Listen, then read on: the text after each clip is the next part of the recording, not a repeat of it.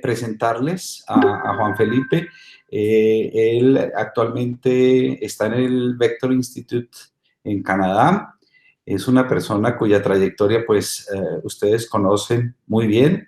Su productividad es alta, muy alta, y pues para nosotros es un placer tenerlo en nuestro seminario, no solamente por la afinidad temática en la que trabaja Juan Felipe en términos de inteligencia artificial, computación cuántica y aprendizaje de máquina, sino también porque dentro de su actividad científica está el intersticio con los sistemas de la materia condensada, que son muy afines a lo que trabajamos en nuestros grupos.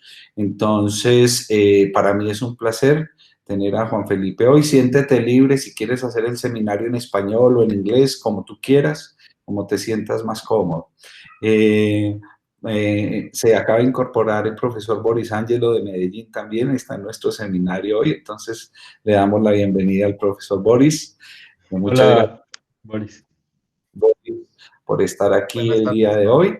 Y entonces, como sé que estamos muy entusiasmados, vamos a darle inicio inmediato al seminario. Juan Felipe, muchísimas gracias. No, gracias a ustedes por la invitación. Siempre un placer ir allá, pues cuando se pudo en persona, ¿verdad? Se tiene que hacer en línea, pero con la esperanza de poder volver cuando todo esto se normalice y, bueno, esperando que todos estén saludables y a pesar de todas las circunstancias. Voy a darle a la presentación. Mm, y voy a compartir. Em, Perfecto, ahora sí, sí vemos tu pantalla. y ahí se ve Ah, esa ahora presentación. sí, perfecto, sí.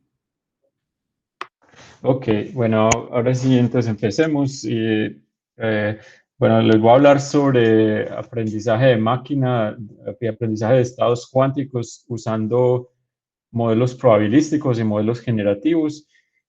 La idea inicial era hablar sobre esta Restricted Boltzmann Machine, una máquina restringida de Boltzmann, de una paper en particular que teníamos ahí en Nature Physics, pero tuve que cambiar el tema un poquito, entonces voy a incluir un poco de esta Restricted Boltzmann Machine y otras representaciones que hemos estudiado basadas en redes recurrentes y bueno, vamos a ver si alcanzo a cubrir todo. Yo creo que sí, porque es una horita más discusión o cómo es el formato. Sí, normalmente es una hora, pero siéntete libre. Tenemos un espacio de 2 horas separado. Entonces, si te retardas un poco en la presentación, no hay ningún problema. Ok, ok. Bueno, pues, bueno, adelante. Bueno, yo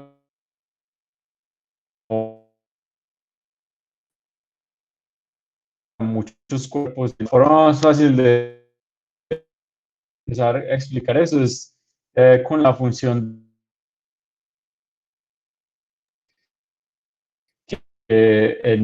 para, digamos, cuando uno tiene una colección de n, un medio, la función de onda de un estado puro es un vector de 2 a la n componentes, ¿no? Eh, lo que se dice es que para especificar la función de onda o el estado cuántico de un sistema se requieren, entonces, recursos exponencialmente largos en el número de grados de libertad n. El crecimiento es brutal y entonces es tal que con los mejores supercomputadores de hoy en día uno puede resolver la ecuación de onda, la ecuación de Schrödinger para sistemas de partículas a un máximo de aproximadamente 45 partículas si uno usa simetrías y técnicas, digamos, avanzadas de diagonalización exacta. Eh, el crecimiento, entonces, de los recursos que uno requiere para estudiar estos problemas es muy grande, muy alto.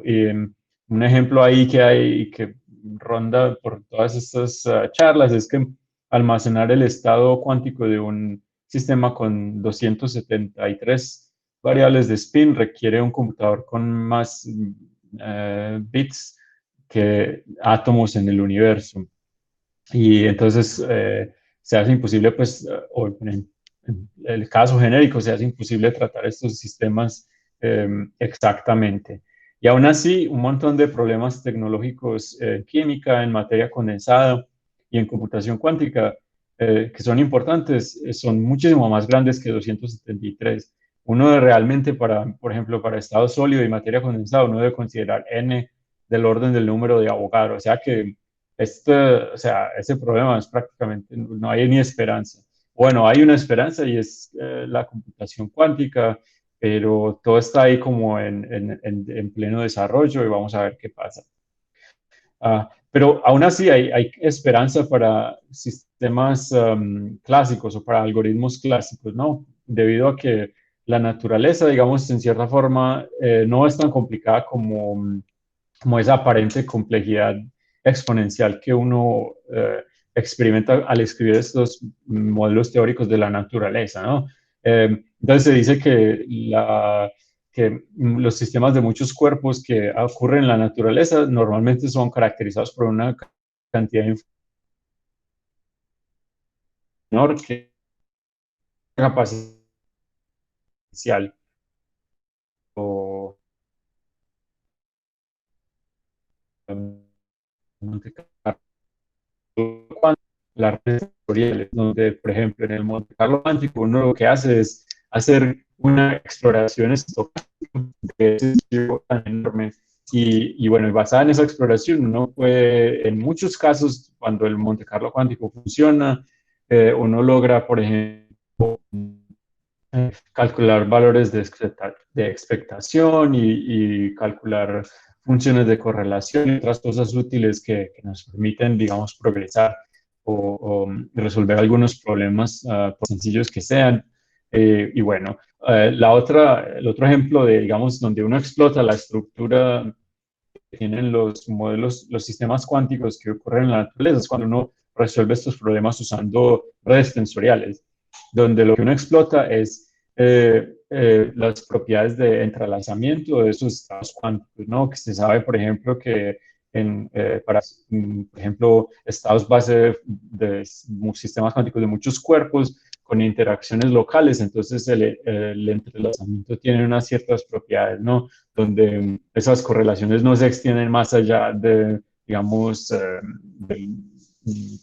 del perímetro, ¿no? Esa de, que está ahí justo entre un grado de libertad y el otro. Por ejemplo, en una dimensión uno puede representar estados base de hamiltonianos locales en términos de, en vez de usar una función de onda compleja en este espacio de 2 a la n, uno puede usar factorizaciones que le permiten a uno también calcular con una precisión súper alta, ¿no? Y entonces, o sea, todo esto, digamos, es parte de las motivaciones que nos llevó a nosotros a, digamos, a comenzar a explorar esto de las técnicas de aprendizaje de máquina. Eh, y es que en Machine Learning o en aprendizaje de máquina, ellos experimentan, o los científicos de la computación experimentan un problema de explosión dimensional similar al que uno encuentra cuando uno estudia funciones de onda, ¿no? Y es que los de imágenes y de, por decir, traducción automática son modelos y son cálculos que están definidos en unos espacios de dimensión también exponencial, ¿no? Y a pesar de eso, la gente ha desarrollado estos algoritmos superpoderosos para resolver ese problema. Entonces, en aprendizaje de máquina, en machine learning, ellos también, digamos que luchan, ¿no? Contra esa explosión dimensional y lo hacen exitosamente con resultados pues, ya bien conocidos por todo el mundo, ¿no? Que es como la computación, la visión por computadora explotada, digamos, en capacidad, la traducción, lo que uno ve, por ejemplo, cuando uno va a hacer el Google Translate, que eso hace unas traducciones pues, relativamente buenas, todo basado en representación en esos espacios que son exponencialmente grandes. Entonces, la idea, digamos que que hemos intentado, digamos, como promover es que hay una cierta estructura común entre todos estos problemas, ¿no? Digamos, cuando uno quiere estudiar un problema en física de muchos cuerpos, como se va usando Monte Carlo, redes tensoriales, y ahora más recientemente redes neuronales, ¿no? Entonces es como parte de la motivación, que una de ellas es la complejidad, digamos, de los espacios en los que viven estos problemas. Pero aparte de eso, similaridades en cómo son las funciones de correlación de sus sistemas, ¿no? Que son bien similares. Por ejemplo, en el lenguaje natural, uno ve, por ejemplo, que las funciones de correlación que ocurren digamos, en el lenguaje hablado y escrito son, digamos, tienen una descripción en términos de un polinomio, decaen como un polinomio. Si me habla, por ejemplo, con lo que ocurre en un sistema en el punto crítico, un sistema físico en el punto crítico, digamos, atravesando una transición de fase de segundo orden, donde las correlaciones están descritas por un polinomio, ¿no? Y entonces ahí es donde uno se empieza a preguntar si todas esas relaciones o todas esas similaridades pueden dar, ¿no? Y entonces la idea de traer estas herramientas del aprendizaje de máquina cobra sentido, ¿no?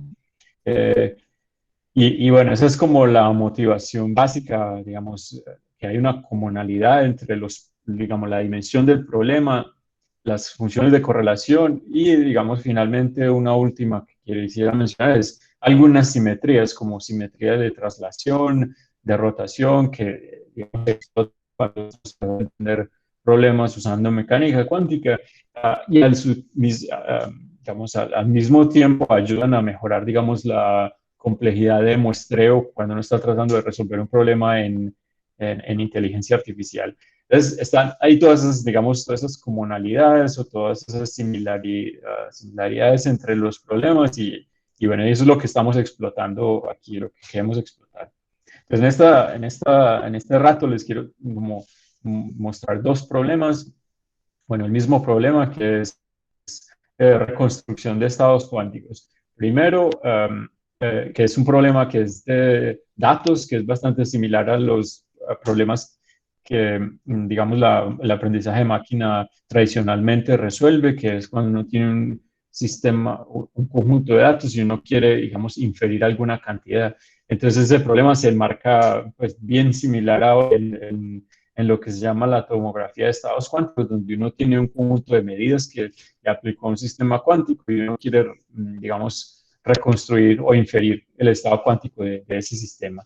Y entonces lo voy a hacer en dos partes. Uno para estados puros usando redes neuronales como la máquina de Boltzmann restringida y otra usando medidas que son llamadas informacionalmente completas para estados mixtos. También usando modelos generativos. Ahí también voy a mostrar un ejemplo usando una Restricted Boltzmann Machine, pero también voy a mostrar una que se llama red neuronal recurrente, ¿no? Entonces, eso es como lo que voy a tratar de explorar. Bueno. Entonces, que prácticamente todo esto se enmarca, o uno lo podría ver como una forma aproximada de hacer tomografía de estados cuánticos. Lo digo aproximada porque hay unas técnicas exactas donde, digo, que son llamadas exactas, en donde uno representa el estado cuántico, digamos, en su forma más genérica. Lo que nosotros hacemos es explotar la simetría y el hecho de que los estados cuánticos son más sencillos, no requieren digamos, ese número de parámetros exponencial al cual me estaba refiriendo ahora más temprano. Y bueno, entonces por eso yo la tiendo a llamar y varios de mis colegas digamos que hay un cierto consenso en que esto es una forma de tomografía aproximada. Entonces primero veamos qué es la tomografía de estados cuánticos y bueno, la tomografía de estados cuánticos es un proceso de la reconstrucción del estado cuántico, en general una matriz de densidad, a partir de una fuente de estados, ¿no? Y lo que uno hace es coger esos estados y medirlos varias veces. Se dice que es digamos, el estándar más fuerte de verificación de dispositivos cuánticos. Entonces, digamos, es como un algoritmo bien importante para aquellos que trabajan en tecnología cuántica. Entonces, ¿cuáles son los ingredientes? Bueno, primero un sistema cuántico, un experimento de átomos fríos o de iones fríos, o un computador cuántico basado en qubits de superconductores. Uno, digamos que aplica en varios escenarios. Uh, Luego, uno tiene que aplicar medidas en ese estado cuántico que uno quiere preparar y luego un procedimiento para reconstruir el estado cuántico. Y aparte del procedimiento, un modelo, ya sea un modelo que represente la matriz de densidad en su forma más genérica o una aproximación como un producto tensorial, como este que se llama MPS, Matrix Product State, o una red neuronal. Y finalmente, un esquema de certificación, de manera que uno pueda decir, bueno, este es el estado que reconstruí, si se parece o no al que la persona o el experimental quería preparar inicialmente, digamos, en el experimento. Entonces, esta parte del esquema de certificación es prácticamente, yo cojo el estado que es compatible con mis medidas, que reconstruí con mi modelo, y lo comparo con otro estado que era el cual el experimental quería construir, quería preparar. Entonces, por ejemplo, uno puede hablar ahí de la fidelidad de estados, de la fidelidad clásica, y más, hay otros. Uh, eh, entonces, el problema es ese. Podemos reconstruir un estado cuántico de un sistema físico dado un número limitado de medidas que sean experimentalmente asequibles. Entonces, es importante en muchos sistemas, como lo decía, en átomos fríos, iones fríos, dispositivos cuánticos como quantum annealers, como este de D-Wave, y otros computadores cuánticos, ¿no? Se usa digamos, esta tomografía, se usa como una herramienta de diagnóstico, y entonces eso implica que se puede ayudar, digamos, a desarrollar la tecnología cuántica, ¿no? Eh, y bueno, esa es como la idea. Entonces, tradicionalmente, eh, ya, es una cosa que hay que enfatizar, y es que la tomografía de estado cuántico requiere recursos exponenciales en términos de tiempo de computación como de espacio en la memoria, ¿no? Por ejemplo, una de las técnicas, digamos, más importantes o más fundamentales, y es la inversión lineal, que requiere invertir una matriz grande, y la cual resulta en una representación explícita de la matriz de densidad. Y entonces ya de por sí la representación de la matriz de densidad es exponencial, ¿no? En esta técnica lo que uno hace es que uno tiene unas medidas que uno preparó, digamos, el experimento, la medida, los resultados de las medidas, y uno produce un histograma que me representa esta distribución de probabilidad P, que depende del estado cuántico y la medida que uno le aplicó al experimento. Entonces lo que uno hace es, ok, tengo esta histograma que me representa o me aproxima esta distribución, y entonces la idea es escribir ρ, la matriz de densidad, en función de ese histograma. Entonces lo que uno hace es invertir esta relación, que es, digamos, posible en casos donde las medidas contengan suficiente información sobre el estado cuántico. Eso se puede hacer. Entonces, el resultado, digamos, de la reconstrucción es esta expresión aquí, en términos del histograma que le salió a uno de realizar el experimento múltiples veces, ¿no? Tiene los problemas que ya mencioné, tiene un escalamiento exponencial en la representación y en el problema de la inversión. Y puede producir estados potencialmente no físicos. ¿Okay? Hay otro que resuelve ese problema, no produce estados, o produce solo estados cuánticos válidos, que se llama Maximum Likelihood Estimation. Requiere una representación explícita de una matriz de densidad física que a su vez escala de manera exponencial, pero digamos que tiene la ventaja de que no produce, matrices de densidad, tiene la ventaja de que solo produce matrices de densidad física. Y lo que uno hace es hacer un fit de esa representación física a las medidas que uno sale usando el principio de la máxima probabilidad o el estimativo de la máxima probabilidad, Maximum Likelihood Estimation, que es prácticamente buscar la matriz de densidad que me maximice esta expresión aquí, donde f de A es qué tantas veces salió la medida A en el experimento, lo cual tiene sentido porque si uno observó una medida A en el experimento más veces, entonces uno lo que debería hacer es maximizar esta, digamos, expresión, de manera tal que o sea, dado que uno vio esa medida en el experimento, significa que esa medida o ese valor de medida que salió tiene alta probabilidad. Entonces es como la idea, es una idea bastante genérica en estadística y bueno, es lo que se usa en esta técnica y es digamos que una de las más populares. Entonces, todo eso digamos que es ineficiente de escala de forma exponencial. Entonces, la pregunta es cómo hacerlo eficiente. Lo que hace la gente es introducir parametrizaciones digamos, que son menos genéricas que aquellas que escalan de forma exponencial.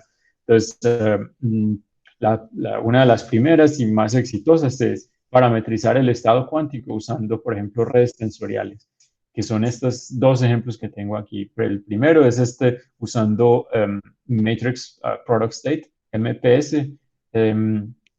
que es este paper acá, es digamos, un paper súper importante en esta área. Y su extensión, esta es para estados puros, y su extensión es esta, digamos, donde uno representa la matriz de densidad usando un MPO, que es como un Matrix Product Operator. Y bueno, esa es como como, digamos, una forma de hacerlo eficiente. Va uno de una representación exponencial a una representación donde uno tiene un número, digamos, un número que va como un polinomio del número de qubits o el número de variables de spin en el sistema. Y funciona bastante bien. Una de las desventajas de estas técnicas es que manejar digamos, estas representaciones es normalmente eficiente solo si el sistema tiene una representación natural en una dimensión, ¿no? Entonces es como una de las desventajas, que cuando uno va, por ejemplo, a un sistema en 2 dimensiones o en 3, estas representaciones se vuelven difíciles de manejar y entonces se vuelve un poco ineficiente y no funciona tan bien. Entonces esa era una de las cosas que queríamos, digamos, como aliviar un poco. Si se puede hacer tomografía en parte en dimensiones más altas que uno, digamos, de forma eficiente. Entonces ahí es donde empezamos nosotros a investigar. Si uno pudiese usar una representación del estado cuántico en términos de redes neuronales, ¿no?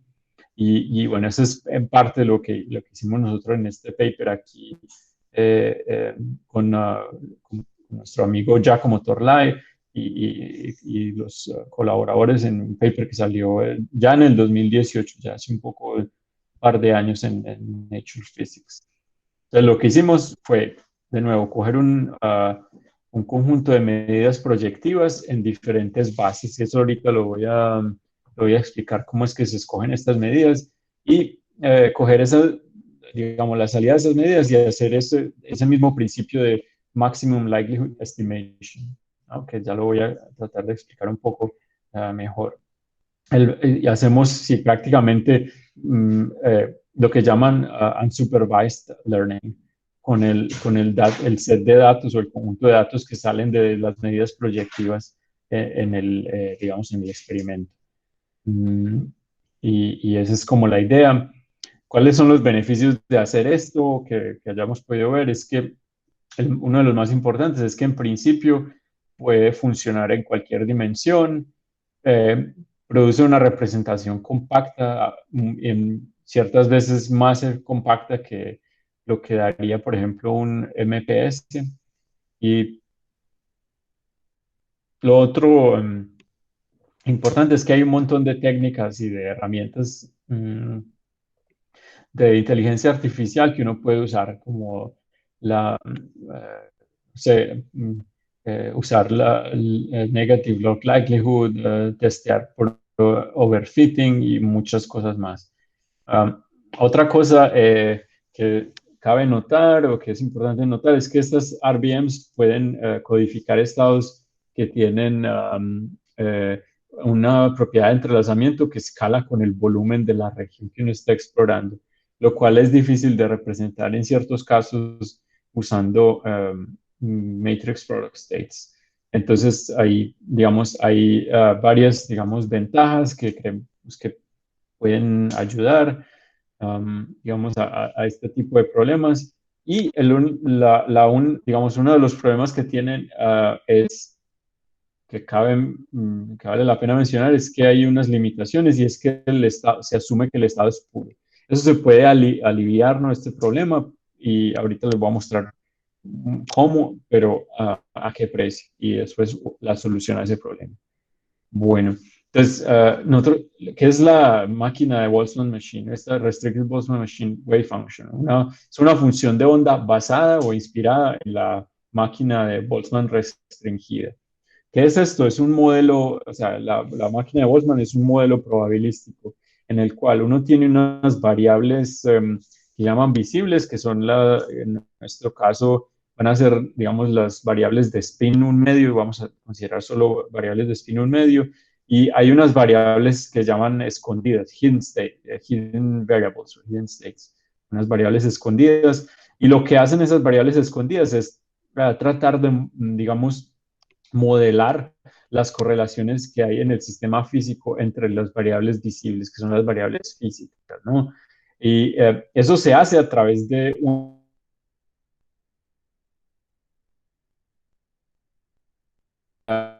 así. Juan, ¿te podemos pedir si apagas la cámara para Mm, mejorar la transmisión? Porque se oye muy entrecortado. ¿Se apagó qué? Sí, si apagas la cámara un momento, Ah, ok, ok. se oye muy cortada la transmisión. Sí, ok, la voy a apagar. Ah, sigue siguiendo la presentación. Sí, señor. Ok. Me pueden detener cuando quieran y cuando tengan preguntas también, si hay algo que no quedó claro. Una pregunta frente a lo que ya expusiste en la Ok. primera parte. Sí. Tú mencionaste que uno de los recursos iniciales es tener un set de medidas, ¿no? ¿Podría utilizarse la técnica para resolver un problema inverso? Es decir, digamos, tener la hipótesis de haber reconstruido 100% la matriz y llegar a un set de medidas óptimo para poder hacer la reconstrucción. Sí, o sea, nosotros no lo hemos mirado, pero sí se podría hacer. O sea, si uno tiene una reconstrucción, uno puede tratar de optimizar el conjunto de medidas, ¿no? Que uno necesitaría para hacer la reconstrucción, digamos, con el menor número de medidas posible, digamos, con el experimento, por así decirlo, el experimento más barato, ¿no? Sin embargo, ese problema o sea, requiere recursos exponenciales, ¿no? Porque ya representar una medida, la medida más general es una matriz de 4 a la n por 4 a la n, una que te permita reconstruir el sistema cuántico. Es una medida, es una matriz enorme. Entonces, el problema de especificar los parámetros del operador de medida es exponencialmente difícil, pero uno puede, digamos, poner también estructura en ese problema y uno podría hacer digamos, la optimización, incluso después de haber impuesto, digamos, condiciones como, por ejemplo, que las medidas sean solo sobre digamos, que actúen solo sobre un qubit, o sea, las que son llamadas que no introducen entrelazamiento y así, pero es un problema en general complicado, ¿no? Exponencialmente difícil. Boris, ¿tiene Juan alguna? Felipe, Ujú. sí, gracias, Herbert. Juan Felipe, estaba aquí pensando sobre lo último que acabaste de decir acerca de las variables probabilísticas ocultas de tu máquina de Boltzmann restringida y estaba pensando si esto es suficientemente general para la teoría cuántica en el sentido de que sabemos que hay teoremas no-go, tipo, ¿cierto? Teoremas de contextualidad o teoremas de Bell que me dice que no puedo, ¿cierto? No puedo describir completamente todos los estados cuánticos por medio de estas probabilidades clásicas ocultas. Entonces, a ver si tienes algún comentario en ese sentido. Sí, o sea, eso es un buen punto, es un punto excelente.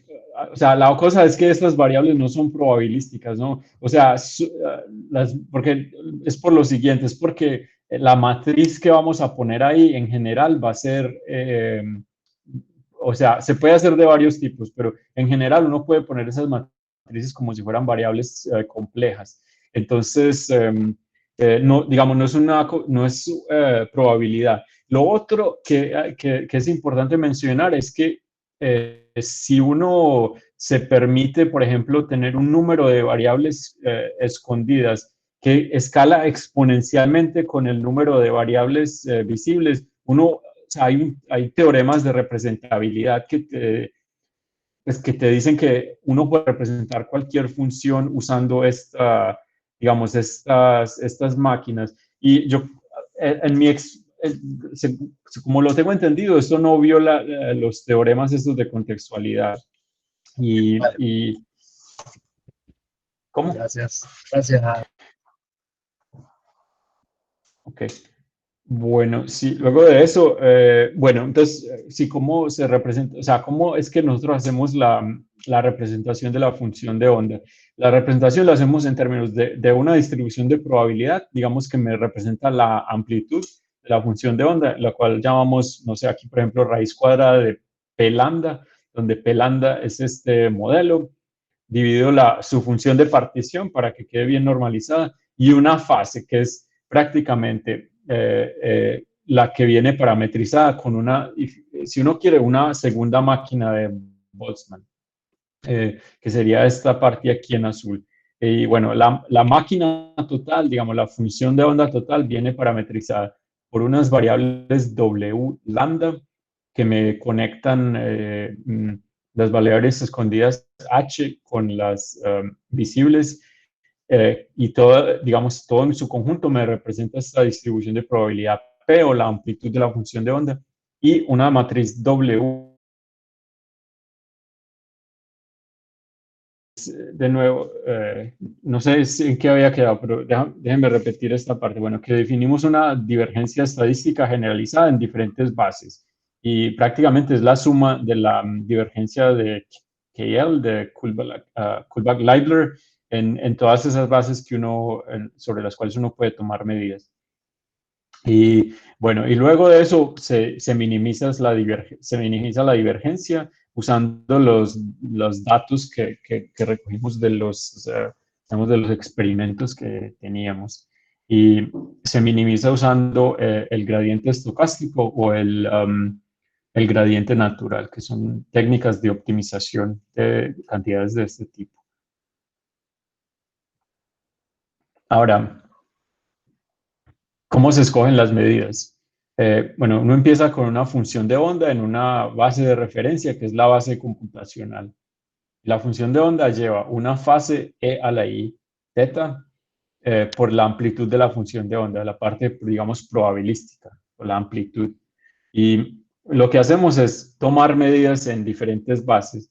Entonces, por ejemplo, la primera base, digamos, una de las medidas que uno necesita para recuperar la fase es una base donde uno rota un spin J sobre, a lo largo de la dirección X. ¿Sí se está escuchando? Sí, perfecto. Sí, ok. Bueno, entonces esa es la primera base que utilizamos. Una base donde uno mide sobre la base computacional, excepto en un spin J, donde toma una medida a lo largo de la X. Eso te informa, o la probabilidad, digamos, en esa base te informa sobre el coseno de la fase.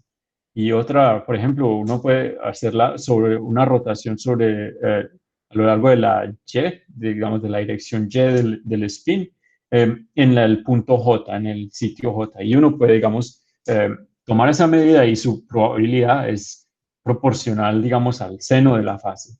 Y uno puede, digamos, que realizar ese J, escoger esa J en cualquier, digamos, para hacer la señal más y más fuerte, uno lo puede poner en cualquier, o en todo, en cada uno de los spins. Esa es como la idea. Tomar medidas en la base computacional, en una base computacional modificada de manera de que uno cambie uno o un par de spins a la vez. Bueno, entonces el primer ejemplo es el llamado W-state, el estado W.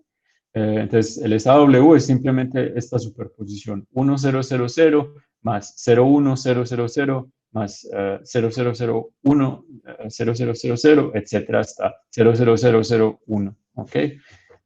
Para este solo se requiere medidas en la base computacional porque el estado es, digamos, la función de onda en la base computacional es positiva.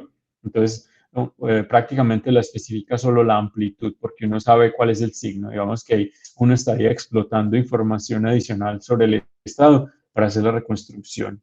Entonces, lo que nosotros hicimos fue coger y tratar y tomar una Restricted Boltzmann Machine para el número de qubits de 20, 40 y 80. Y lo que hicimos fue mirar el overlap entre el producto interno entre la función de onda que reconstruimos, que es la Restricted Boltzmann Machine, y el estado exacto, que es este estado aquí, el estado W. Y esa es la fidelidad si los dos estados son puros. Y lo que uno observa es que a medida que uno usa más y más medidas en esta base, lo que ocurre es que el overlap se hace más y más grande, ¿no? Como se observa acá. Entonces, cuando uno toma un número de medidas más, como el orden de unas 10.000, entonces prácticamente la fidelidad se va a 1, que es este overlap O que uno obtiene aquí. Acá está, digamos, las amplitudes para 20 qubits en función del número de medidas también, y lo que uno observa es que para poquitas medidas, pues las amplitudes, que todas deberían ser 1 sobre la raíz de n, están todas como disparejas, no se ven muy bien, pero a medida que uno usa más y más datos para entrenar la máquina, la medida, entonces el valor de la función de onda se aproxima mejor y mejor, más y más preciso. Ok. Juan, Luego lo hicimos con... Sí. Con una pregunta de cómo hacen esto, para yo entender bien. Cuando vos mostrás ahí el esquema de la máquina de Boltzmann, de la reducida, digamos, en las H's entran las medidas. O sea, las medidas entran solo en la sigma, porque son las medidas de las variables visibles, de las variables físicas. Ok. ¿Y cómo escalan el número de H's con este número de medidas? Nosotros normalmente lo escalamos con un número proporcional a n, para que normalmente eso, o sea, captura, por ejemplo, para este tipo de estados, basta con eso, con un número, con una densidad. Nosotros lo llamamos densidad alfa, es, digamos, como el número de variables escondidas dividido el número total de spins. Y entonces este 1 que hay aquí significa que esa densidad es 1. O sea, hay 80 o 40 o 20 variables escondidas. Y prácticamente esas variables no aparecen, ¿no? Porque Por ejemplo, acá, en esta expresión que estoy tratando de señalar aquí, digamos, esas variables ya han sido integradas analíticamente. Entonces, no aparecen, digamos, en los cálculos que nosotros estamos haciendo acá. No son Claro. necesarios. Sí, no, las H no, pero eso te determina las dimensiones de las W, ¿no? De las matrices. Exacto, exacto. Ujú. Ok, no, gracias. Ok. Bueno, y luego lo que hicimos fue coger el estado W, pero con fases aleatorias, ¿no? Que es prácticamente a cada uno de los elementos de la base que tienen peso en la función de onda, le ponemos una fase aleatoria. Para reconstruir este estado, obviamente no basta con medidas solamente en la base computacional, entonces uno tiene que meter medidas en esta base, por ejemplo, en una base XX, ZZZZZ, ZXX, ZZZ, y así. Y en esta otra base también XY, ZZZ, ZXY, ZZZZ, y así sucesivamente. Es un número polinomial del número de spines o de qubits en el sistema. Y bueno, y ahí, bueno, hacemos la reconstrucción y esta, digamos que son las fases, ¿no? La reconstrucción, una representación un poco caricaturesca, pero donde, digamos, cada uno de los estados de la base es digamos, un rayo en esta rueda y la fase es, digamos, el valor. El color no significa nada, que es, entre otras cosas, bien raro, pero bueno, significa que esta es, digamos, digamos, la representación exacta de la fase, y esta que tenemos a la derecha es la RBM, la Restricted Boltzmann Machine. Bueno, luego cogimos estados base de hamiltonianos locales. Y bueno, este es para el transversal Ising model, el sistema el modelo de Ising en campo transversal en una dimensión. Este es el valor exacto de la función de correlación a lo largo de la Z. Es una función de correlación a dos cuerpos. Y esta es la reconstrucción, ¿no? De la Restricted Boltzmann Machine. A la derecha no es perfecta, pero digamos que contiene las características más fundamentales, que es aproximadamente 1 a lo largo de la diagonal y va decayendo a medida que uno aumenta la distancia entre I y J. Lo otro, luego nos fuimos al modelo de Ising en campo transversal en 2 dimensiones en función del campo transversal H, y ahí medimos estas funciones de correlación. El valor esperado de sigma z promediado sobre todo el retículo y para la X y bueno, ahí se ve que la reconstrucción está bien precisa comparado, por ejemplo, con el Monte Carlo cuántico, que es la simulación que usamos acá. Y este otro es para el modelo es el modelo de Heisenberg en 2 dimensiones, el modelo de XXZ, que es el modelo de Heisenberg, donde la reconstrucción, digamos, está bastante bien, sobre todo para delta, que es, digamos, la anisotropía a lo largo de la Z, donde, digamos, el valor esperado de la función de correlación es pues, preciso. Para la X está ahí, pero no la tenemos en el Monte Carlo para comparar, entonces digamos que ese es el valor que se ve. Bueno, una de las demostraciones más interesantes que hicimos fue esta, que a partir de solamente medidas, digamos, en la Z, para sistemas donde la función de onda sea positiva, uno puede reconstruir la entropía de entrelazamiento usando digamos, ese modelo de tomografía. Entonces, lo que hicimos fue coger el modelo de Ising en campo transversal y el modelo XXZ para anisotropía de 1, o sea, para el modelo isotrópico. Y lo que hacíamos es la reconstrucción esta que estaba describiendo y lo que se ve es que uno, con la función de onda que obtiene al final, uno puede calcular la entropía de Rényi, que es, digamos, dada por esta cantidad aquí. Es el logaritmo de la traza de la matriz de densidad a la alfa, donde ρA es, digamos, la matriz de densidad reducida, digamos, donde uno coge un sistema, digamos, A y B, digamos, coge el sistema y lo divide en dos, y uno traza sobre B. Y lo que uno obtiene a partir de esa traza es la matriz la llamada matriz de densidad reducida en A. Y luego la eleva al cuadrado, toma la traza y el logaritmo. Y eso se puede calcular, digamos, con las funciones de onda que uno obtiene. Y bueno, eso da lugar a estos cálculos, ¿no? A estas curvas aquí en función de, digamos, el tamaño de A.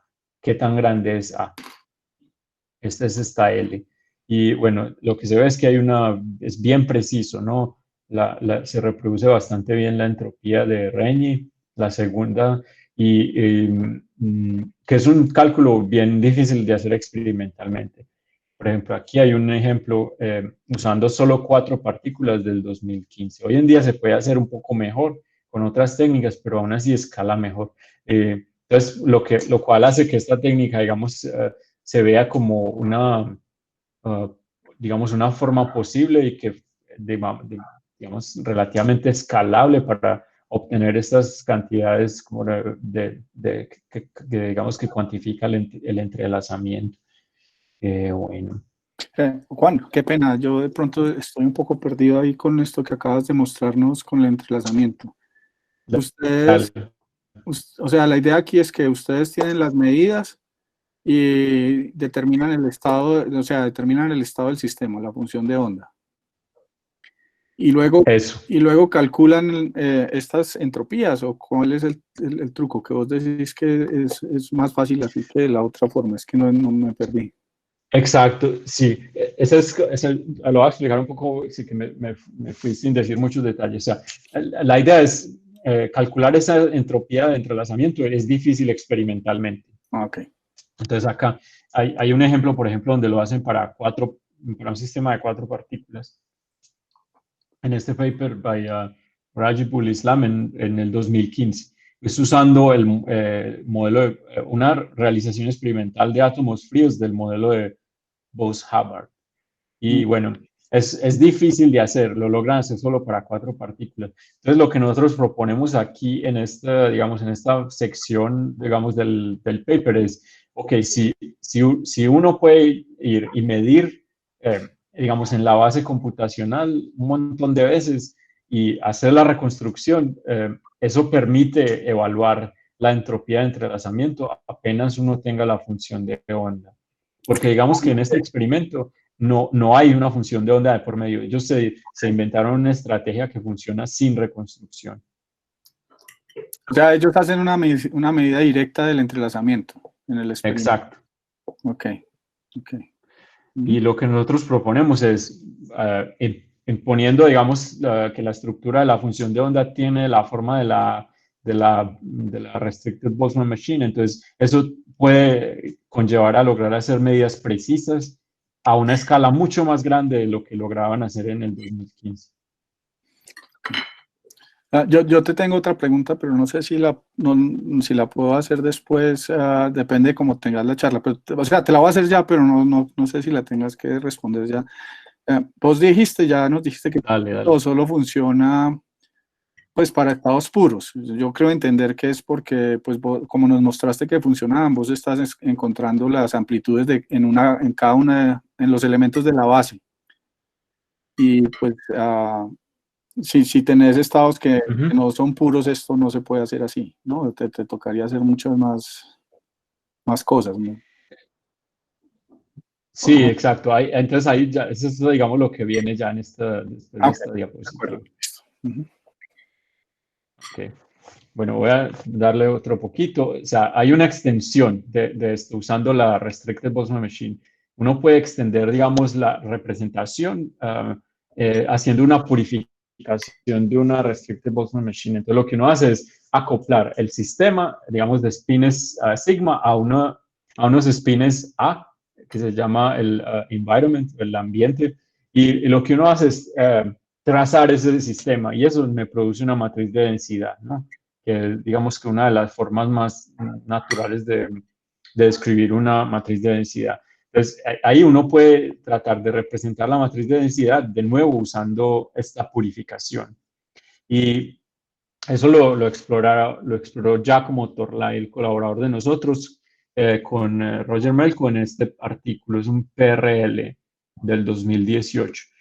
Pero ellos encontraron que necesitaban unas rotaciones, digamos, de la base computacional a un número exponencial de medidas para obtener reconstrucciones precisas, ¿no? Entonces, la conclusión, digamos, de este paper es que es difícil de hacer, que escala exponencialmente. Entonces, como que, bueno, hay todavía un problema. Y finalmente, que es la próxima cosa que les voy a mostrar, es cómo hacerlo para estados mixtos de forma aproximada, pero que escale bien, ¿no? Que ese es como uno de los puntos fuertes de la próxima parte que viene. ¿Tienen alguna pregunta hasta el momento? ¿El tratamiento que tienes es extensible a otros cuantificadores de correlación cuántica? ¿Lo han probado para otros? Como Quantum Discord o... No, eso no lo hemos hecho. Lo único, porque entre otras cosas, para algunas funciones de onda es difícil de estimar y para algunas reconstrucciones es difícil de estimar, digamos, el Discord y las otras medidas de entrelazamiento. Pero por ejemplo, sistemas donde hay muerte súbita, ¿el método la predice bien? ¿Qué es la de la muerte súbita? Es decir, que el entrelazamiento caiga a cero súbitamente en función de los parámetros o del tiempo, por ejemplo. O sea, si hay... todo esto entiendo que es una teoría de estado estacionario, ¿no? O sea, uno puede reconstruir prácticamente cualquier estado que satisfaga digamos, esa construcción, ¿no?, que uno tiene, que sean estados o puros o mixtos o sea, usando las técnicas que vienen ahora. Pueden ir fuera del equilibrio, no importa, desde que el estado desde que uno mida el mismo estado siempre. Entonces, no importa que esté fuera de equilibrio, que no sea no importa si es temporal o... No importa. Entonces, la pregunta es esa. Por ejemplo, en sistemas sencillos donde uno ve muerte del entrelazamiento bajo ciertas condiciones, por ejemplo, entre un estado coherente y la materia, el método es capaz de predecir los tiempos donde se produce la muerte y todas estas cosas que caracterizan ese tipo de problemas. Sí, o sea, desde que uno tenga los comportamientos son un poco extraños de la correlación, ¿no? Sí, no importa. Yo creo que es bastante genérico, exacto. Desde que uno tenga acceso a un número de medidas suficientemente, digamos, informativo, entonces eso reconstruye, digamos, lo que uno le ponga, ¿no?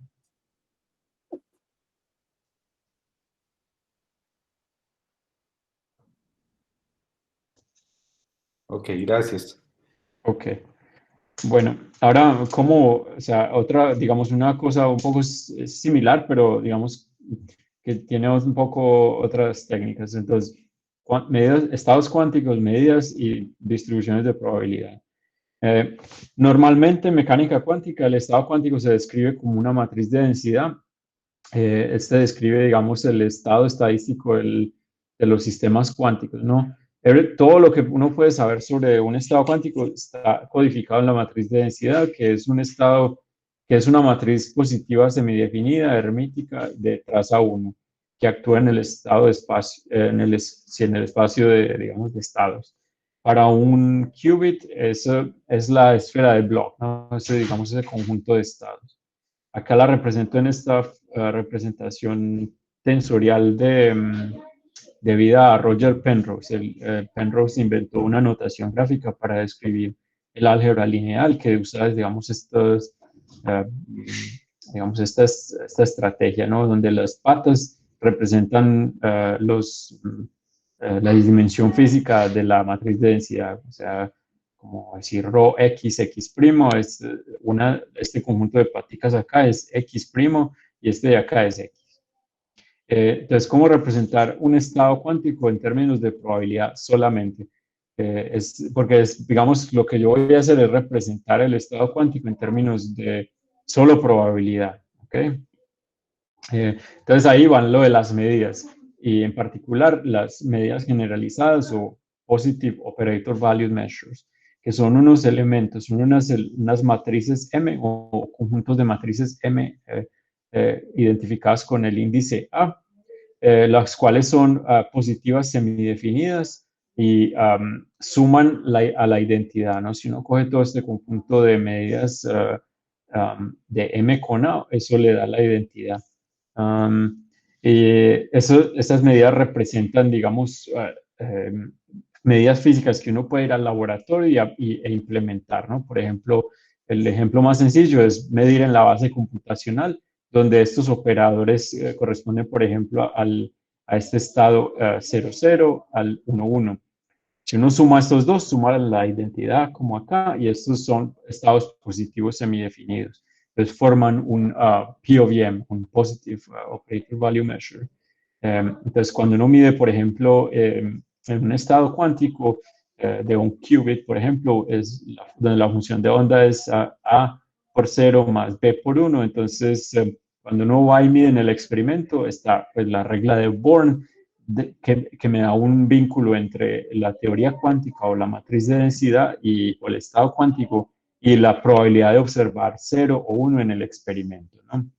Eso es como lo importante, o sea, ¿cuál es la relación entre medidas y la probabilidad de observar las medidas?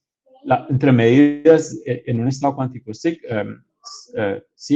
y la probabilidad de observar un cierto valor 0 o 1 en el experimento, que es dado, digamos, por el módulo cuadrado de la función de onda, ¿no? Esto es bien básico de lo que uno ve en teoría cuántica al principio. Esto, digamos, se puede generalizar cuando uno tiene matrices de densidad. La regla esta de Born es traza del estado por la medida M de A es igual a la probabilidad de observar la medida A. ¿Ok? Martín, ¿me hace silencio, por favor? Gracias.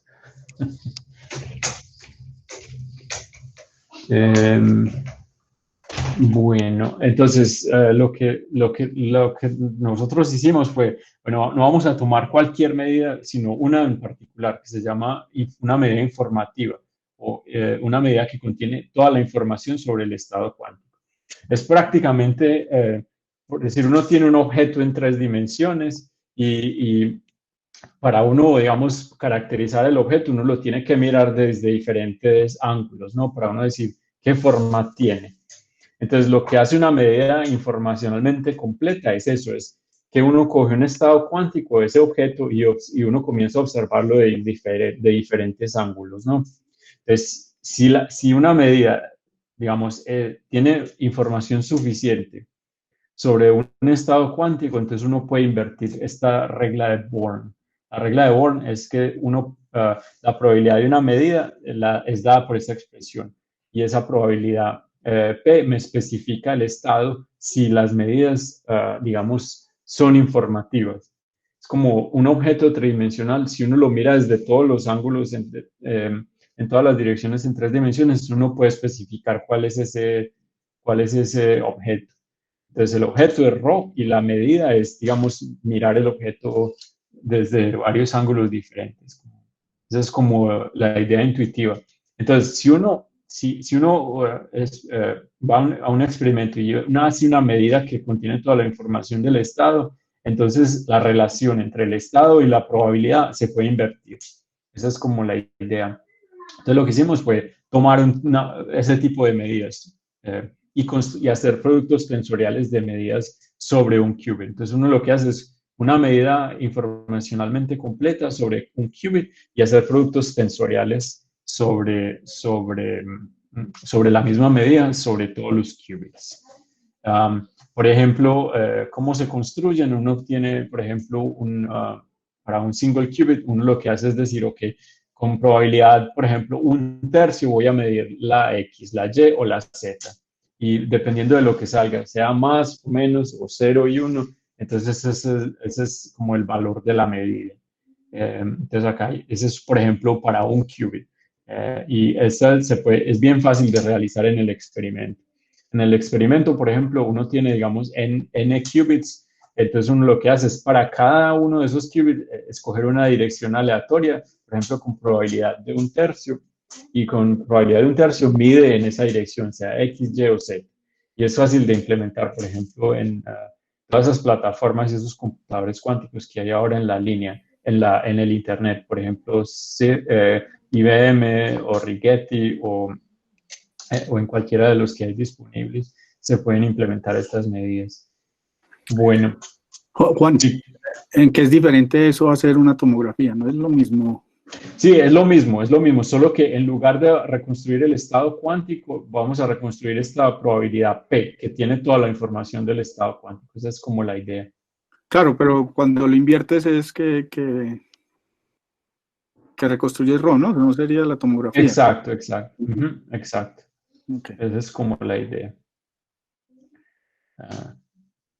Esa es la idea. Bueno, entonces, eso es, ¿no? Esa era la idea. Entonces, está la regla de Rule, la regla de Born, que es esta, digamos, va de la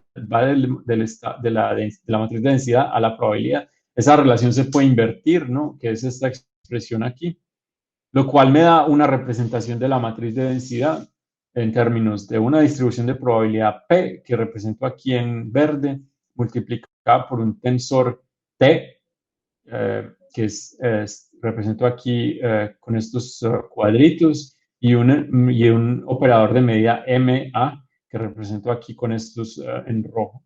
Es una forma de factorización del estado cuántico en términos de una distribución de probabilidad complicada por un producto tensorial de tensores que actúan sobre un qubit independientemente. Y esa es como la idea. Entonces, lo que nosotros propusimos fue, en lugar de representar la matriz de densidad, representamos P, que es, digamos, que me especifica el estado cuántico a través de esta relación. Esa es como la idea fundamental. Para obtener esta relación no es muy difícil, basta asumir que la medida contiene suficiente información sobre el estado cuántico, de manera que uno pueda expresar ρ en términos de estos operadores M. Y luego de eso ya te permite a uno hacer este cálculo de la inversa, que no es muy difícil, pero no lo tengo acá, pero no voy a entrar en mucho detalle porque ya voy súper tarde. Entonces, digamos, en resumen, lo que uno está haciendo es ir de esa esfera de Bloch o del cuerpo de Bloch, porque, digamos, en una dimensión más alta, digamos, el conjunto de estados no es una esfera, sino un cuerpo convexo, un cuerpo de Bloch. Y en lugar de coger ese cuerpo de Bloch, uno se va y representa el estado cuántico en términos de probabilidad. Y la probabilidad, digamos, todos los vectores de probabilidad, digamos, categórica, viven en un objeto que en estadística llaman el simplex de probabilidad, que es donde viven todas las distribuciones de probabilidad. Y en particular hay un set o un grupo de distribuciones de probabilidad que corresponden a estados cuánticos, como a los estados cuánticos aquí, por ejemplo, en la esfera de Bloch, en el cuerpo de Bloch.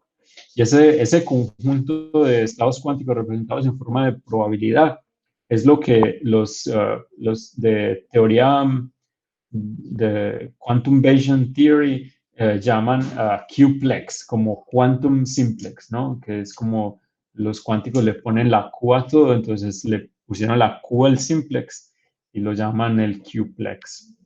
Entonces vamos de una representación en términos de matrices de densidad a una representación de probabilidad. Ahora, es posible hacer una representación solo probabilística del estado, entonces ya lo que vamos a hacer es, bueno, vamos a representar esa distribución usando modelos probabilísticos.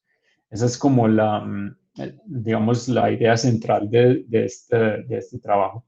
Cogemos y tenemos la regla de Born y creamos un modelo basado en redes neuronales para la matriz, para el estado cuántico en términos de P. O sea, reemplazar P por un modelo de probabilidad.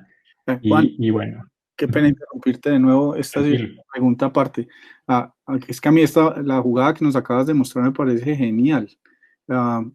Eso, digamos, ¿hubo gente que la miró antes que ustedes o es realmente el punto, digamos, un punto fuerte de lo que ustedes hicieron? De mirar esa P-model. Pues, o sea, ustedes pasaron el problema de, digamos, cuántico, lo pasaron a una distribución de probabilidades que ya pues pueden usarlo las máquinas que nos estabas mostrando ahora completamente. Sí, ese fue uno de los, digamos, de las observaciones claves de ese artículo. Muy chévere. Bueno, y entonces así... Una preguntita. Sí. Ese simple de estadística se suele ver bastante en una cosa que llaman como información estadística. Información geométrica, perdón. Sí, exacto. ¿Ustedes han como tratado de mirar herramientas que utilizan ahí? Como lo que llaman ese tipo de cosas. O sea, es una cosa en la que yo vengo pensando hace tiempo, pero en la cual no he hecho prácticamente nada. O sea, digamos que, ¿cómo entiendo yo el problema? Es en términos de geometría de las distribuciones de probabilidad, que es la herramienta. Ellos usan geometría diferencial, digamos, en ese simplex, ¿no? Que es como se representan, son vectores, ¿no? En un espacio de alta dimensión de probabilidad.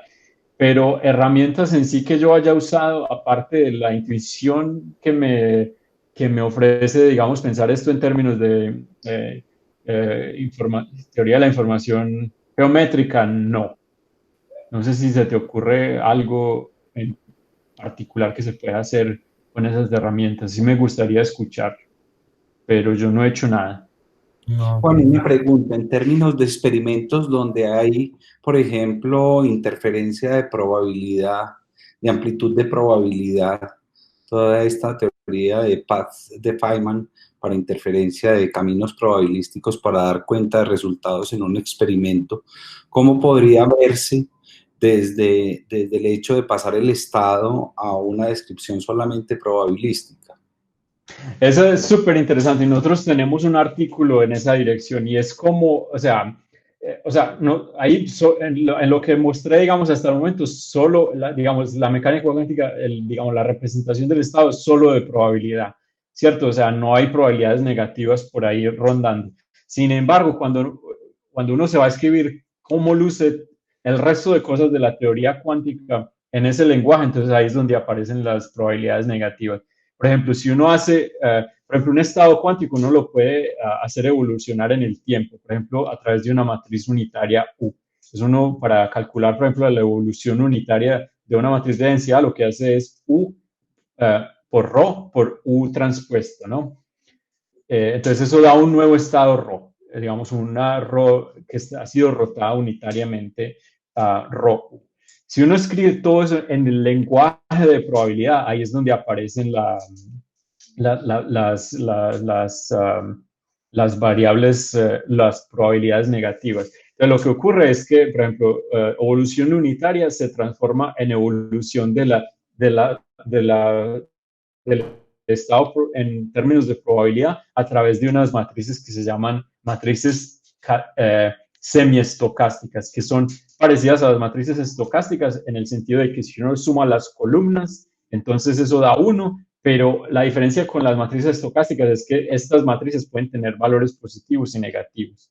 Y ahí es donde empiezan los problemas, ahí es donde aparece la dificultad de, por ejemplo, simular evolución temporal o simular rotaciones unitarias, digamos, en el Q-plex. O sea, cuando uno va de un punto del Q-plex a otro, normalmente, generalmente lo que ocurre es que esas dos distribuciones de probabilidad están relacionadas linealmente a través de una matriz que es una matriz semiestocástica que tiene valores negativos y positivos, de manera que uno no la puede interpretar, digamos, como probabilidad condicional y así. Es súper interesante. Eso les puedo contar otro día si les interesa. Gracias. Bueno, entonces lo que hicimos, exacto, o sea, fue coger, en lugar de representar la matriz de densidad, el modelo se convierte en un modelo probabilístico de solo la parte verde, ¿no? Solo la probabilidad. Y el modelo de la matriz de densidad es simplemente el modelo probabilístico con estos tensores que son súper sencillos ahí pegados. Otra cosa que vale la pena notar es que es una factorización en términos de probabilidad y unos tensores que son complejos, ¿no? Entonces, toda digamos, la fase y la probabilidad, digamos, del estado cuántico, uno la pasa a la distribución de probabilidad y la fase, digamos, de la matriz de densidad viene dada por los tensores que uno tiene aquí, que son bien sencillos, son conocidos. Entonces, toda la complejidad del sistema cuántico, uno la está modelando, digamos, probabilísticamente. Okay. Juan, una pregunta aquí formal. Esa matriz T que tenés ahí depende de M también, ¿no? Exacto, es una matriz que es como un overlap entre una M con un índice alfa y otra M con un índice beta. Y es obviamente, como lo estás anotando, depende de cómo son las medidas. Es una matriz de overlap. Uh-huh.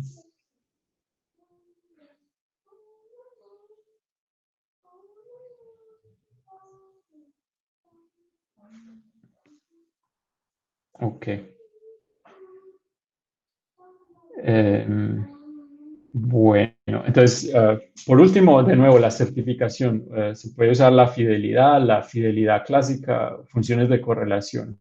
Para todas esas cantidades, digamos que yo me derivé los estimadores en función de esas distribuciones de probabilidad. Y bueno, y así uno puede evaluar la reconstrucción que uno hizo del estado cuántico a partir de las medidas. Entonces, recapitulando, uno prepara un estado cuántico repetidamente, hace medidas generalizadas y reconstruye la distribución de probabilidad de esas medidas usando aprendizaje de máquina sin supervisión o no supervisado. Y luego uno puede invertir, pero invertir no es una cosa que sea, digamos, muy inteligente. La inversión realmente la hace solo en la cabeza, porque esas distribuciones de probabilidad viven en un espacio, en ese simplex que tiene una dimensión absurdamente grande, de manera que hacer esto no es posible, digamos, hacerlo en principio. Entonces, por eso es que le pongo las comillas a lo de la inversa, ¿no? Porque es una inversa como entre comillas. Y luego uno calcula alguna certificación usando la fidelidad o la fidelidad clásica o alguna medida de correlación. Y esas, digamos, que se pueden, a pesar de que son definidas para el estado cuántico, uno las puede reescribir en términos de la distribución de probabilidad. ¿Ok? Sí. Juan, y cuando restringís este procedimiento para estados puros, ¿cómo se compara con lo que nos mostraste antes? ¿Es lo mismo?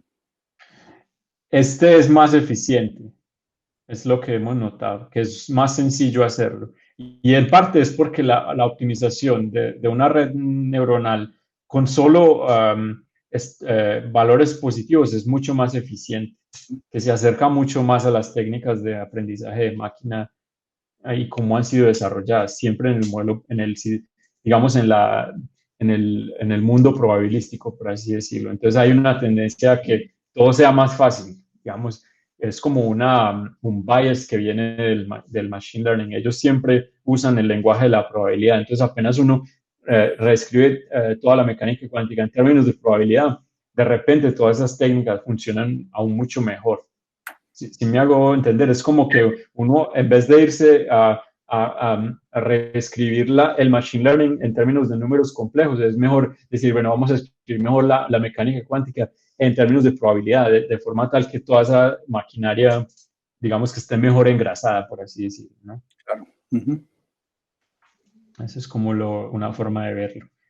Bueno, aquí, bueno, voy a ir solo un minuto, voy a ir por el cargador de celular que se está descargando, solo un minuto.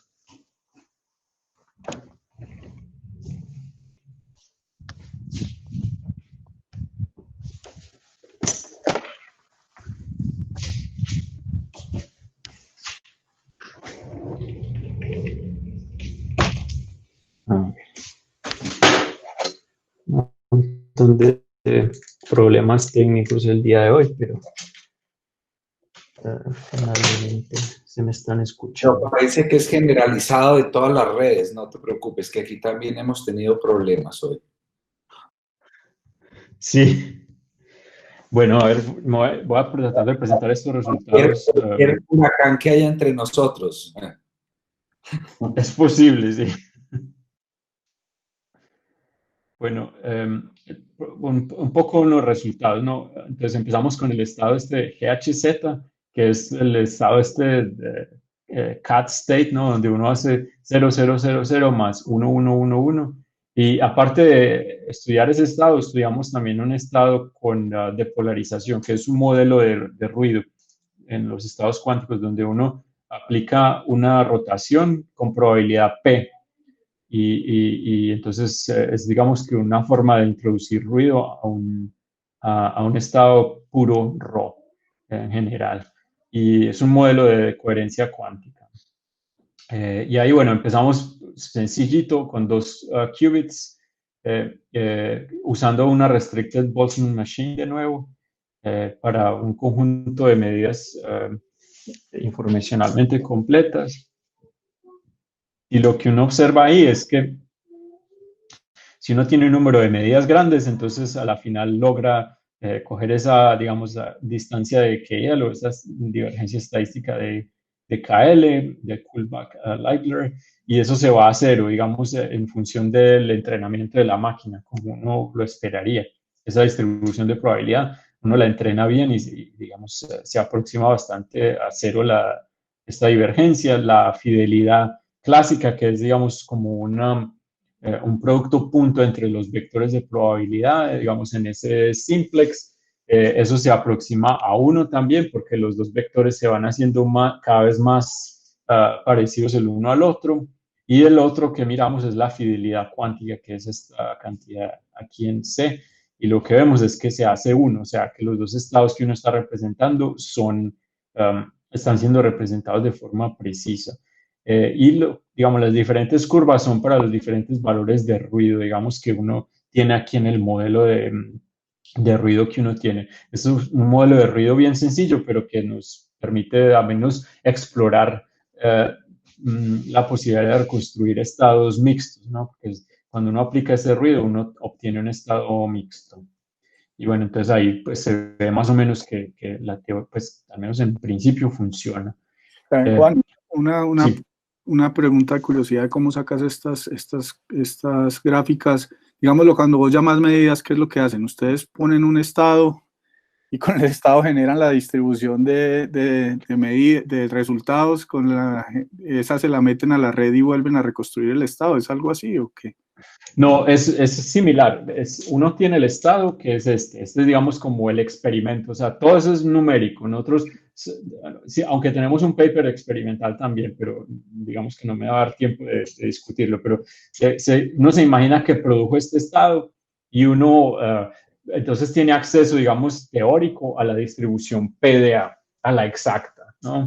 Y entonces lo que uno hace es muestrear esa distribución. ¿Qué es lo que hace un computador cuántico? Lo que hace es muestrear PDA, ¿no? Cuando uno prepara un estado cuántico en un computador cuántico, uno no tiene acceso a PDA, sino a sus muestras de PDA. Entonces, lo que uno hace es muestrear esa distribución P y las muestras que salen de ese, digamos, de ese muestreo, entonces es la que uno usa como si fueran medidas experimentales. Ok, Entonces, sí, Eso es lo que había imaginado. Gracias. Ok, perfecto.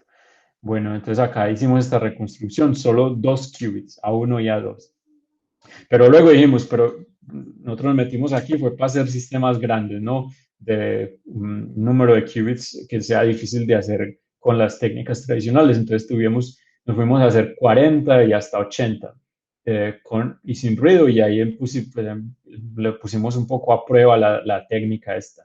Y entonces también obtenemos una fidelidad grande, digamos, fidelidad clásica de 0.99. O sea, este overlap de distribuciones es bastante preciso. La KL también se hace bastante pequeña, tanto para 40 como para 80 qubits, inclusive cuando las medidas son, cuando el experimento tiene ruido, digamos, cuando uno tiene, digamos, un estado mixto. Ahí una cosa que vale la pena notar es que esa Restricted Boltzmann Machine no funcionó. Esa, digamos, que se quedó como a los 5 qubits, dejó de, digamos, de producir estados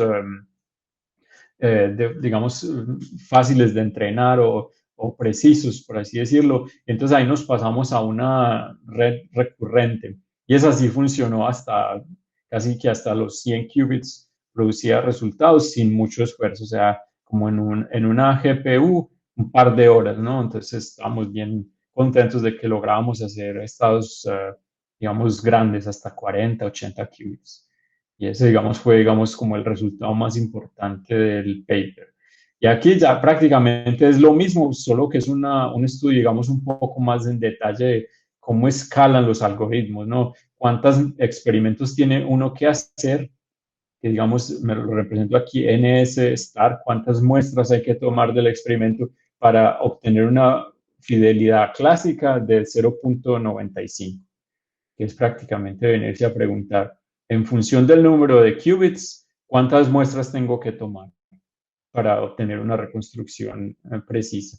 Y bueno, eso ahí lo que se ve es que eso escala lineal con el tamaño del sistema, que es un escalamiento bastante favorable, ¿no? Que eso es lo que escribía yo aquí, un escalamiento favorable.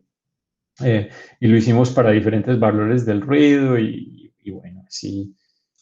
Siempre funciona, digamos, lo que hay de observar es interesante es que para ruido de cero, o sea, el estado es puro, es más difícil reconstruir, o sea, necesita uno más muestras, lo cual tiene sentido porque el ruido, digamos, destruye la información cuántica. Entonces, a medida que uno incrementa el ruido, la información se va perdiendo, entonces hacer la reconstrucción se hace cada vez más y más fácil, ¿no?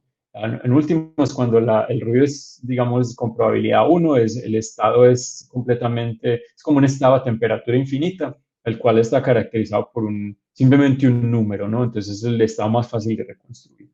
Entonces todo es como consistente. Y finalmente nos fuimos a ver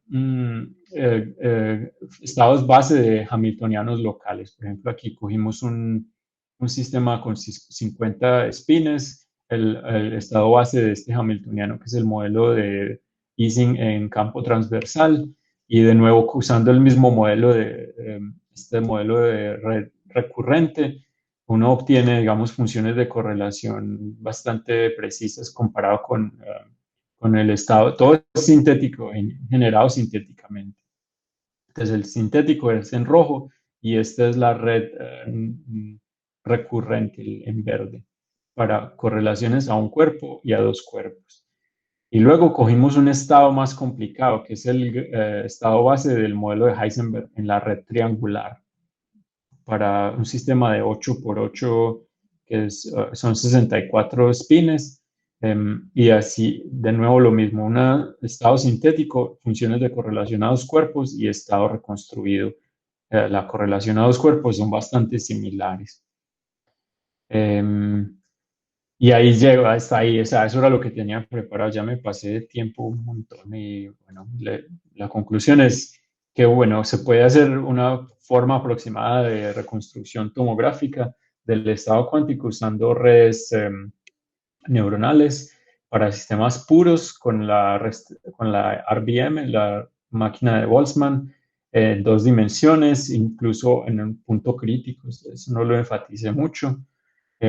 Y también introducimos un procedimiento basado en esas medidas que tienen información suficiente sobre el estado cuántico que nos permite reconstruir aún incluso estados mixtos y que funciona para sistemas tan grandes como 80, 90 qubits. Y bueno, ahí, con eso ya voy concluyendo, que se me pase un montón. Disculpan los problemas técnicos y bueno. Bueno, muchísimas gracias, Juan Felipe. Yo creo que tenemos chance, si tú quieres, de unas preguntitas adicionales para poder hacer nuestro seminario. Muchas gracias. Entonces, invito a quienes están en la sala aún que por favor, si tienen preguntas, es el momento de hacerlas. A mí me gustaría hacer una pregunta bastante amplia en esta dirección y es, ¿cuáles son los retos en esta área? Es decir, ¿qué sigue para ustedes? Sí, es excelente. O sea, hay varios retos, por ejemplo, está todo esto de la reconstrucción, es súper interesante y así, pero digamos que hay más retos en cuanto a si se puede simular sistemas usando estas técnicas. Creo que ahí es donde está lo más interesante. Por ejemplo, si se pueden calcular estados base o estados excitados, o si se pueden hacer simulaciones de dinámica en tiempo real de estos sistemas usando estas técnicas. Y en cuanto a eso, hay trabajo, pero hay un montón de retos ahí todavía. Por ejemplo, cuando los sistemas tienen frustraciones, usar estas técnicas se hace un poco más difícil, entonces ahí está como donde hay que desarrollar el arte, ¿no? Que es donde uno necesita el talento de todos ustedes y de toda la comunidad, digamos, como tratando de resolver esos problemas y así. Es como si podemos usar todos estos sistemas para simular sistemas cuánticos para los cuales no hay otra ruta. Eso es como lo que yo diría que es uno de los temas más importantes. Otra cosa importante ahí es digamos que se pueden usar todas estas técnicas para mejorar la computación cuántica. Y eso está bueno ahí también. Hay un montón de oportunidades ahí sobre cómo mejorar, por ejemplo, las técnicas de corrección de errores y así que se pueden usar, digamos, usando inteligencia artificial. Bueno, uno de los temas que trabajamos en el grupo tiene que ver con la interacción de sistemas de qubits con luz. ¿Qué tan viable es hacer la ampliación a un sistema que no sea solamente de qubits? Bastante posible, yo creo. O sea, en principio no hay restricción y ahí es donde, digamos, la experticia de ustedes es fundamental. Hay que buscar ese el problema y una vez que uno entienda el problema, mirar cómo lo ataca. Yo creo que sí se puede hacer. Ahí es que, digamos, como yo en esa área yo no tengo ninguna experiencia, entonces como que algo en concreto no lo podría como decir, pero digamos que oportunidades hay por montones, ¿no? Y seguramente con un poquito de exploración y colaboración se puede hacer. Okay. ¿Alguna pregunta, Carlos, o alguno de los estudiantes? Bueno, yo ya hice varias, pero tengo una más, Juan. Pues, tratando de entender todo lo que vos hiciste, digamos, si uno fuera experimental y está haciendo tomografía, la conclusión, pues, obviamente yo no soy experimental, pero lo que yo me llevaría de aquí es, digamos, yo tomo las medidas que tengo que tomar en el laboratorio, ¿no? Eso lo tienen más o menos estandarizado, eso obviamente entre más grande sea la dimensión del sistema, pues eso no escala bien, digamos. Pero bueno, una vez yo tengo esas medidas, obviamente apenas voy a mitad del camino, ¿no es cierto? Yo tengo que tomar esas medidas y meterlas en una máquina que me reconstruya el estado. Entonces, las técnicas que mostraste al principio con la introducción, esas no van bien comparadas con lo que ustedes han logrado hacer recientemente, ¿cierto? Sí, sobre todo para sistemas grandes, sí.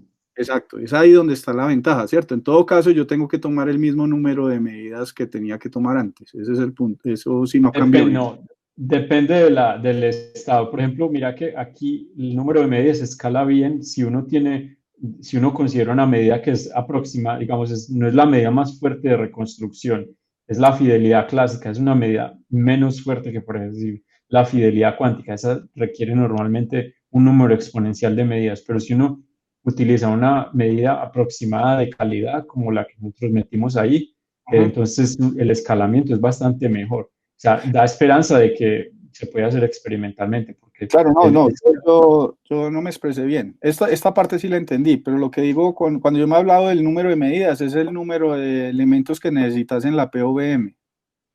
Ah, sí, ese sí, exacto, es verdad. Que ese también No escala cambia. muy mal con la dimensión del estado, ¿no?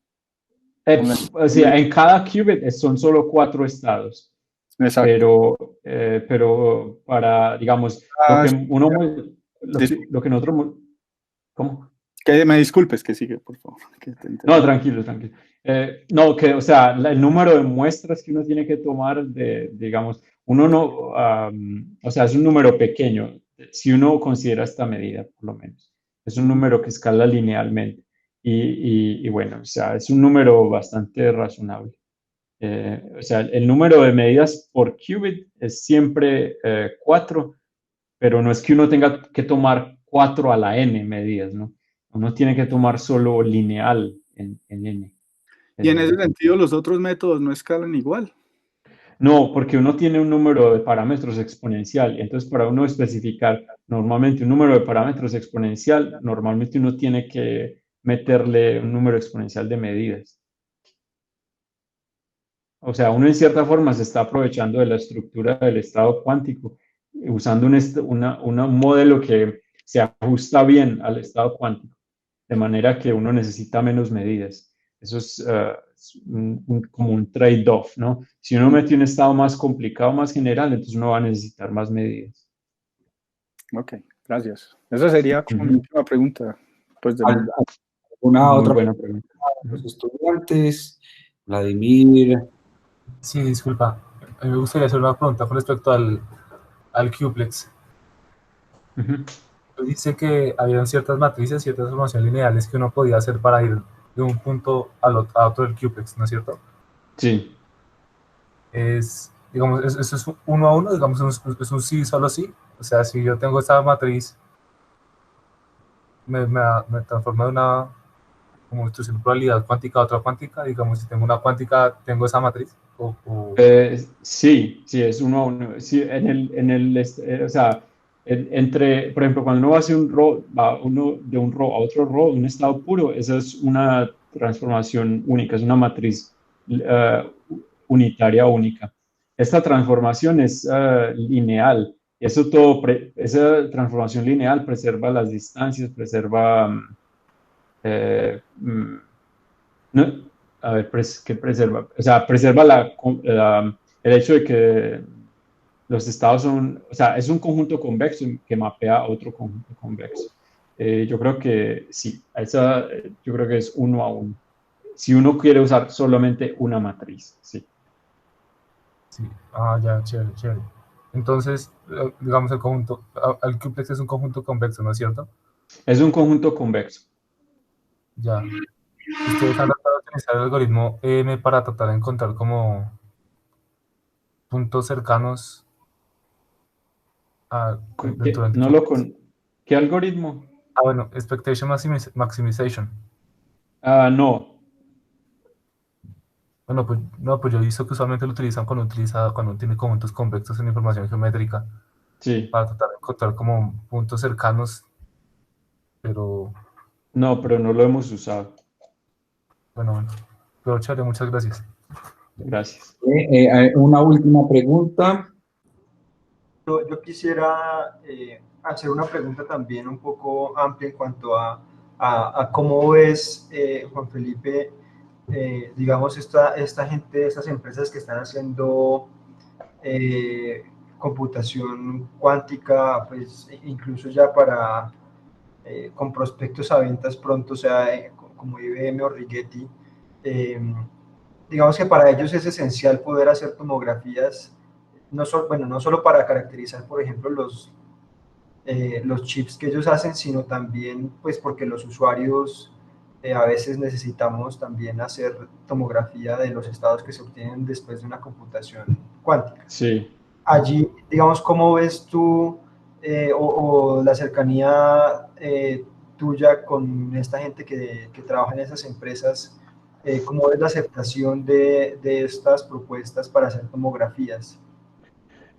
Más o menos, o sea, no es una cosa que la estén, digamos, recibiendo excelente. Hay otro, digamos, nosotros tenemos otro artículo ahí, digamos, de reconstrucción de procesos cuánticos. Ese sí tuvo más acogida, digamos que es más relevante para ellos porque les permite caracterizar las compuertas.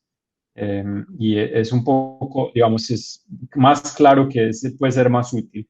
Pero aún así, o sea, digamos que no hay mucho entusiasmo, pero tampoco hay, digamos, tampoco es que lo rechacen, ¿no? Por así decir.